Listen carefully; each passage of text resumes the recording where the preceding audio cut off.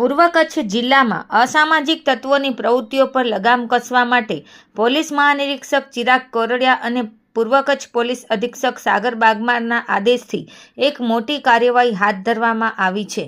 અંજાર વિભાગના નાયબ પોલીસ અધિક્ષક મુકેશ ચૌધરીની સૂચના મુજબ પીઆઈ એસવી ગોજિયાની ટીમ દ્વારા ગાંધીધામના કીડાણા ગામમાં બી ડિવિઝન પોલીસ દ્વારા ગેરકાયદેસર દબાણો દૂર કરવામાં આવ્યા।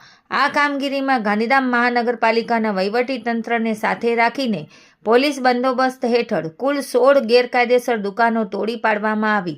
આ દુકાનો આશરે 2400 ચોરસ ફૂટ જેટલી સરકારી જમીન પર અતિક્રમણ કરીને બનાવવામાં આવી હતી।